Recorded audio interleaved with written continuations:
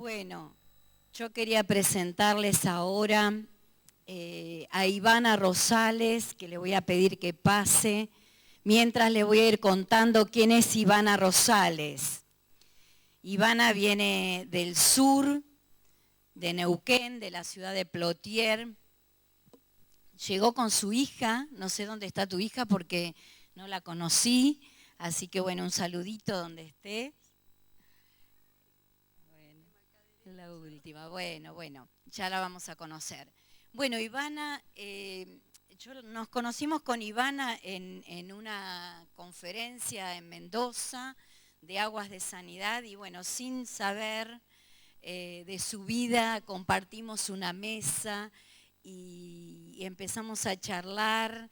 Impactó mi corazón, les puedo asegurar, su testimonio, y realmente después ella contó este testimonio que va a contar ahora, que nos dejó a todos llorando.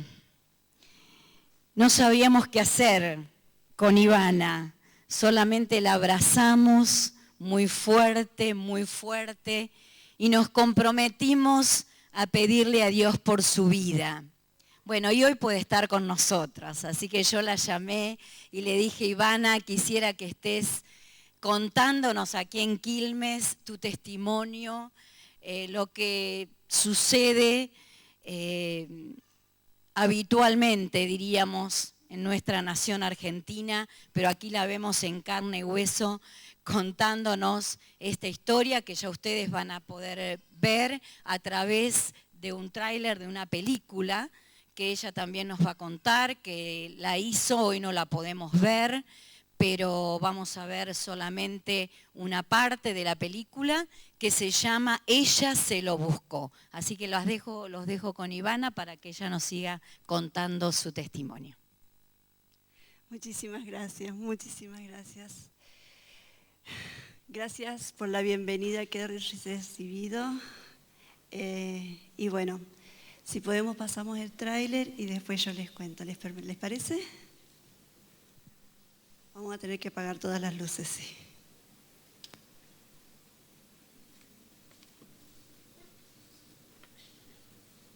Irma Mariana II, 36 años, Perico, Jujuy. La asesinaron de 13 puñaladas. Se investiga si el culpable habría sido su expareja, Oscar Carmona. Miriam Flores, 25 años, Neuquén. Su cuerpo sin vida fue encontrado con signos de violencia en un descampado. El principal sospechoso es su expareja, Salvador Pucci. Betiana Chávez, 21 años, provincia de Buenos Aires. La asesinaron ahogándola. Ingresó al hospital muerta por paro cardiorrespiratorio. La autopsia reveló que había sido violada. Mónica Rumay, 42 años, General Roca, Río Negro. La asesinaron baleándola en un confuso episodio. La velocidad aumentó, entonces yo le dije, no quiero ir por acá. Y él me dijo, bájate, pero seguía la velocidad alta. Entonces yo abrí la puerta, porque ahí sí ya me iba a tirar. Y más o menos acá, en esta altura, plantó los frenos. Cuando yo me iba a tirar, abrí la puerta y se me cayó el bolso que tenía. Cuando él plantó los frenos, el movimiento del auto hizo que mi cuerpo entrara y entonces sacó un cable que tenía en la puerta, en la orilla de la puerta, y me lo rodeó por el cuello. Y acá, 20 metros más adelante, es donde yo me desperté. Acá estaba el auto. Yo me despierto, empiezo a golpearlo, al auto, al baúl, siempre diciéndole, ¿qué estás haciendo? Pensá en los chicos, ¿qué estás haciendo? Él para el motor, abre la cajuela del auto, y yo creí que me iba a sacar, pero en realidad ya tenía las piedras en las manos, y con eso me reventó la cabeza de este lado. y ahí sí perdí el conocimiento totalmente.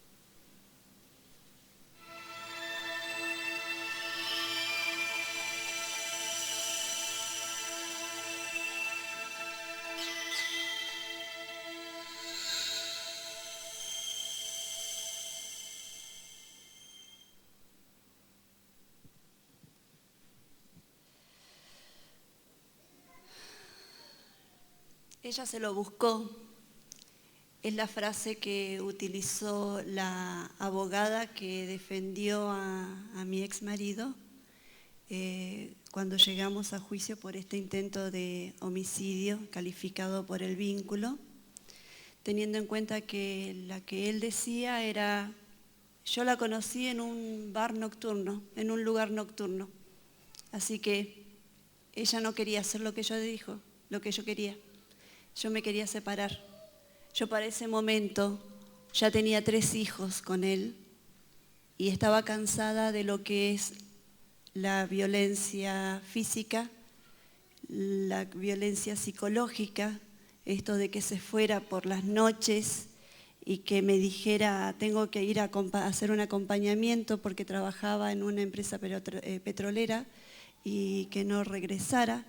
Y si regresaba lo hacía borracho, con señas claras de que había estado con otra chica o varias chicas. Y cansada ya de eso, pedí un cambio. No quería que mis hijos se criaran en ese entorno. Y el cambio lo intenté por medio de un grupo de autoayuda. Yo fui mucho tiempo, él fue una sola vez. Se rió, se burló de todos y me pidieron que por favor no fuera más. Entonces me dijeron, si vos querés seguir viniendo, sos bienvenida. Pero este hombre no puede seguir viniendo si no cambia su actitud. Y Ivana, este hombre va a terminar con tu vida. Hoy en día quien me dijo eso es mi pastor en Plotier. Yo obviamente no le hice caso porque tenía miedo de enfrentar la vida sola con 3 chicos. Yo no trabajaba fuera de casa, yo estaba en casa en ese momento y mis hijos eran muy pequeños, la mayor tenía 5 años. No me animé, entonces seguí, avancé con él, pretendí cambios, pero esos cambios fueron mínimos. Bueno, si querés volver a la casa, vamos a comprar una casa, porque yo sabía que en algún momento iba a necesitar solventarme para no quedarme en la calle, teniendo en cuenta que yo sabía que de él me iba a terminar separando en cualquier momento. Mi vida estaba corriendo peligro, no solamente por la violencia que estaba utilizando, sino porque yo ya no sabía con quién venía de tener relaciones sexuales. Yo ya tenía miedo hasta de tener relaciones sexuales con él, no sabía qué enfermedad y cuándo me iba a contagiar de algo. Al ir a hacerme los controles, era permanentemente un cruzar los dedos y decir que este mes no sea. Cada control de Papa Nicolau era también háganme un HIV porque no sé con quién se acostó mi marido. Entonces la violencia psicológica era cada vez mayor. Traté de que cambiara. Me casé porque en algún momento alguien me dijo que mi matrimonio estaba basado en una unión desigual. Yo tenía bases religiosas y él no. Entonces en algún momento alguien me dijo, te uniste con un incrédulo, la unión en yugo desigual está maldita. Y me casé. Nada cambió, al contrario, se sintió más dueño de mí, sintió que yo era más de su propiedad y para ese momento yo ni siquiera ya era dueña de elegir qué ropa me iba a poner. Mis hijos se estaban criando en un momento y en un ambiente en el que no sabían en qué noche yo estaba haciendo el amor o estaba siendo violada. Pasaron los años y cuando yo solicité que saliéramos a tomar un café porque ya estaba decidido que me iba a separar, salimos a tomar un café lejos de casa para evitar una discusión frente a los chicos y él me intentó matar, como lo cuento ahí en el tráiler de esa película. No en una ocasión, lo hizo en 3 veces en esa misma noche. Yo terminé en un baúl del auto y cuando llegó a la casa, creyendo que yo estaba muerta en el baúl del auto, alguien llamó por teléfono y era la policía, porque algún vecino se animó a denunciar que algo estaba pasando en ese Ford Fiesta y cuando la policía llegó, lo que encontró fue mi bolso que se había caído y un charco de sangre. Alguien se animó a hacer algo por alguien desconocido. Alguien se animó a hacer algo sin esperar nada a cambio. A esa persona, a ese vecino, años después lo conocí y le pude agradecer. Porque sin esa intervención yo hubiese muerto. Porque lo que él intentó al llegar a mi casa fue buscar una pala para enterrarme. Pero esa llamada telefónica salvó mi vida, teniendo en cuenta que eso fue lo que le hizo tomar conciencia de que la policía ya sabía que algo había hecho y que ya había salido a buscarlo, para saber dónde estaba yo y qué había hecho con mi cuerpo. Se subió al auto, fue a la comisaría y dijo, soy Mario Garoglio. Le pegué a mi mujer y creo que se me fue la mano y ¿dónde está? La policía, obviamente el comisario salió a buscarlo y no me encontró, miró el auto y no me encontró y dijo, no, está en el baúl, acá está la llave. Cuando el policía vio en qué situación estaba yo en el baúl, no se animó ni a tocarme y en ese mismo auto me llevó al hospital. Allí, al hacerme los primeros auxilios y demás, se dieron cuenta que necesitaba un hospital de mayor complejidad y me trasladaron al hospital de la ciudad de Neuquén. En la ciudad de Neuquén encontraron con una señora que tenía la cabeza rota totalmente. Mi cabeza tengo un mapas. Me pudieron arreglar la cara con cartílago detrás de las orejas, rearmaron algunos huesos que había deformado y con clavos pudieron hacer de cuenta que tengo una mandíbula.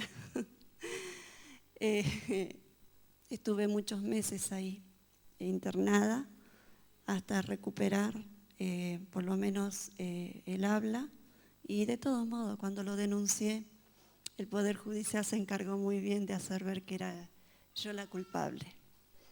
Tardó mucho tiempo el Poder Judicial en llevarlo a la cárcel. Fueron más o menos 2 años de instrucción la causa. En esos 2 años el señor se paseaba libremente por las calles. Bueno, sí, tenía una orden de no acercarse a mi casa a 100 metros a la redonda, pero alquiló una casa que estaba a 110 metros. Entonces se podía pasear si nos cruzábamos en los negocios. Entonces el infierno que yo empecé a vivir era terrible, porque ni siquiera tenía la libertad de poder decir a mis hijos, vayan a comprar, porque no sabía cuándo se los iba a cruzar él. Y él siempre me dijo, yo voy a terminar con lo que empecé. te voy a dar por donde más te duele. El juez me dijo, no podemos suspender un régimen de visita. Bueno, pero busquemos que sea una visita supervisada. No, la violencia fue con la madre, fue como usted. No hay demostración de violencia hacia los chicos. No es necesario que haya un asistente social. Tiempo después, durante 4 meses, yo no vi a mis hijos, se los llevó. Cuando los chicos volvieron a mi lado, iniciamos una terapia y descubrí que había hecho lo que él dijo, te voy a dar por donde más te duele. Había abusado de mis hijas y él se fugó.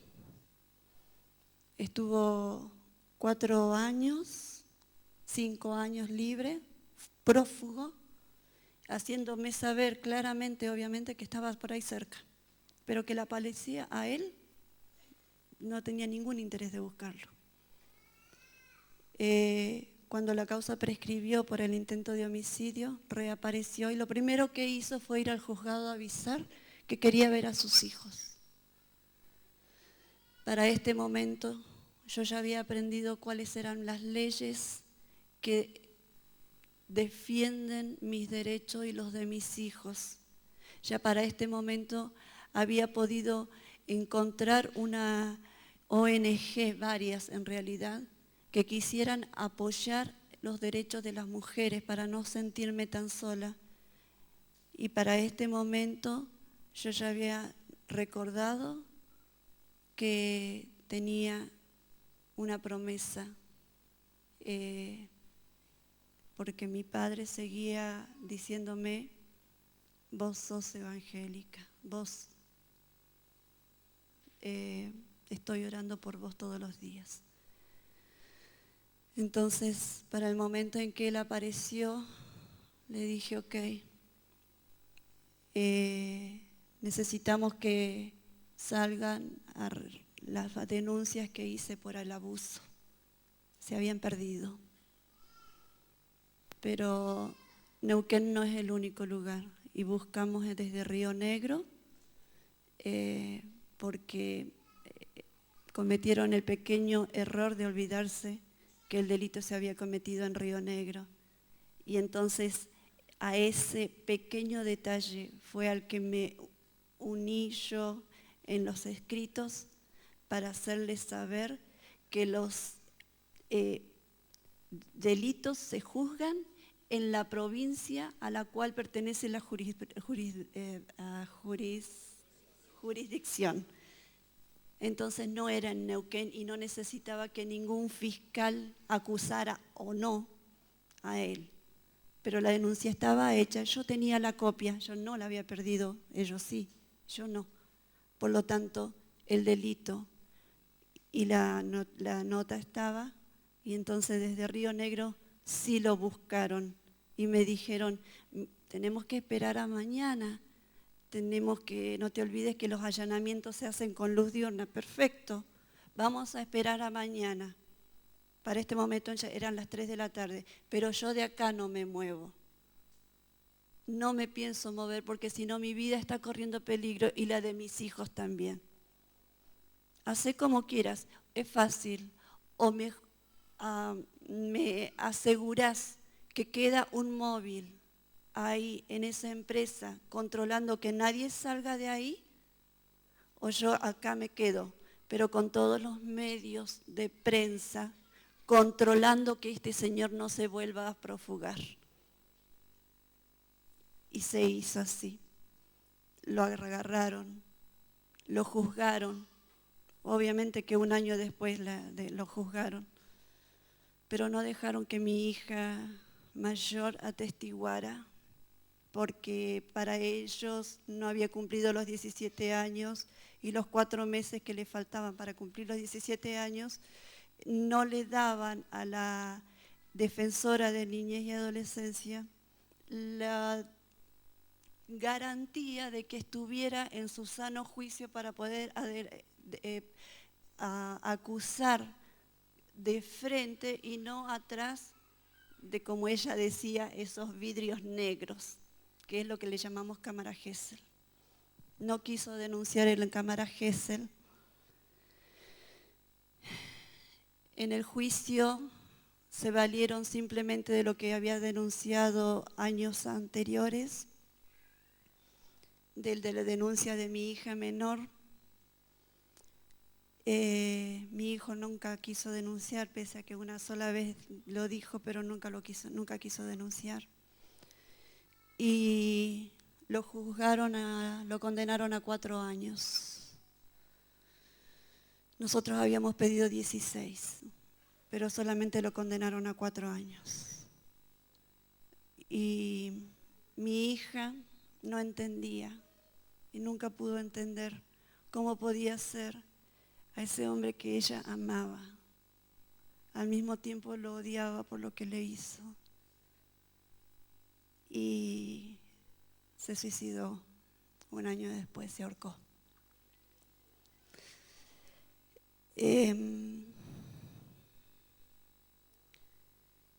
Pensé que la locura era la salida. Obviamente tengo ataques de epilepsia por los golpes en la cabeza, en consecuencia es bastante difícil poder seguir adelante, pero día a día recuerdo que esa criatura que se suicidó siempre dijo: vos sos como una gota que horada la piedra. Y en una excursión que hicieron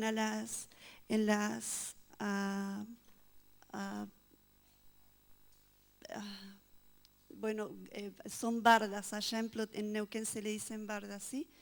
Encontró una piedra horadada por una gota y me la entregó y me dijo: vos sos así. Abrí. Tu valentía es la que hoy me mantiene viva. Y hoy por hoy puedo darle las gracias a Dios, porque este hombre sigue preso, no sabemos el año que viene cómo va a ser, pero día a día me está demostrando que Dios está a mi lado. Y día a día, eso es lo que me está dando ganas para seguir, salir, pero principalmente el darme cuenta que habían cosas que yo tendría que haber hecho antes, que no solamente existe el amar al resto, tengo que amarme a mí para saber cómo detectar cuando quien está a mi lado me ama. Y podría haber evitado muchas otras situaciones si hubiese sabido amar. Gracias.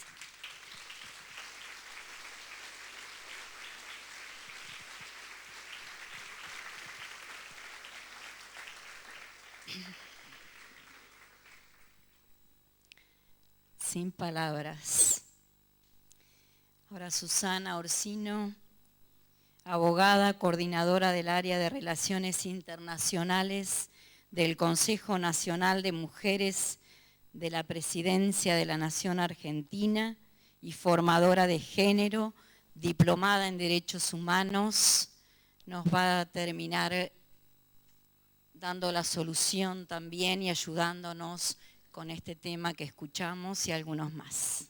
Susana.